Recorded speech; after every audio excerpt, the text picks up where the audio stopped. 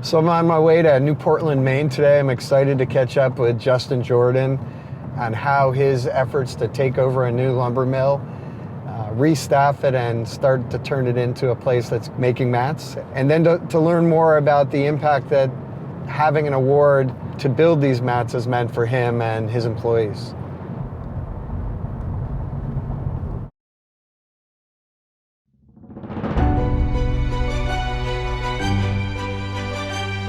I'm Thorn Dickinson. I'm the host of Clearing the Air. I'm incredibly excited about launching a program that's really about authentic conversations with Mainers about the environment based in their communities that they live.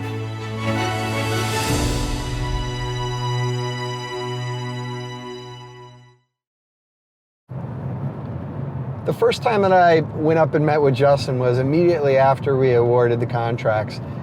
He had just bought the lumber mill. He had just hired back his employees. I walked in to meet Justin, and I saw him. I saw his mother off to his right, who had this big smile of pride. All of them were extremely excited. I could tell they were very proud of Justin and what he'd accomplished, and I could tell how much this award meant to him. I also got to meet Justin's dad. He's the owner of Jordan Lumber, so it was interesting to not only see the work that Justin was doing, but then also knowing that his father was a major part of selling the wood.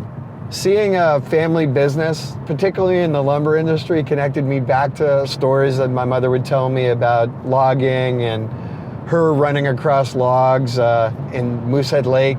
My grandfather was a Maine guide.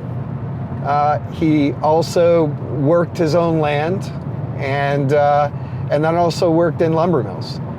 I'm very excited to get up there and see Justin's lumber mill. As an adult, I haven't been in a lumber mill. I'm looking forward to seeing how the whole process works and to see what, in the short period of time since the award's been given, what Justin's done to get ready to produce the mats. It's fantastic to be back here and see the workers still working here that were laid off when this mill was shut down over a year ago, and obviously Justin's been able to hire those people back and they're working hard. But these workers so much wanted to get back to work that when this was up for sale, they actually showed up for the auction. After some petitioning from them to him, he took that project on, and this is just another example of seeing the benefits that this project can bring by providing real jobs to Mainers right here in the state.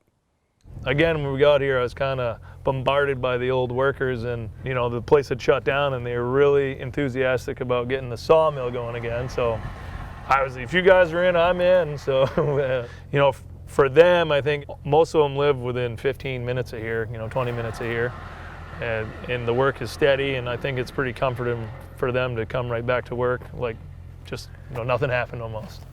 Well, from the first moment that I met Justin, you could tell he was an entrepreneurial kid. It's somebody that thinks outside the box, sees challenges and overcomes them, thinks of creative ways of solving things, and then also a sense of quality too. Just the pride he took in all the little things that he's done to make the process more efficient.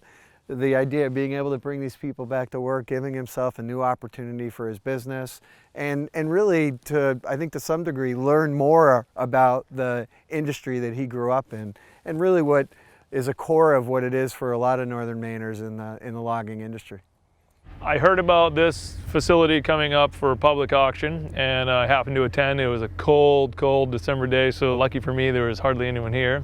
And long story short, we were the highest bidder. And when I came here, there was actually some of the former workers at the auction and approached me what my intent was with the facility. And they asked if I'd ever sawed any lumber or anything. And they really were encouraging me to try sawing these mats again. And through the vine, you guys had heard that we were sawing mats, and I'm like, well, with a one phone call, the 4 or 5 former workers were here the following Monday. We're back sawing wood. Like nothing ever happened. These guys are pumped to really be back to work here, and it's a nice feeling. My grandfather actually came to Kingfield in the 50s, I believe, and set up a sawmill right in Kingfield. And then we kind of ventured into just buying and selling the lumber. So I've been in that industry for 30 plus years, been around that. And so it's kind of neat to be able to go backwards a little bit and do like what my grandfather was doing, is sawing the wood. And I think procuring the wood and seeing how it's harvested and how it actually gets from the stump all the way to here it's an intense process. And then we get in and it's pretty fast from here, you know, but that process from the forest to here is pretty intense. It's neat.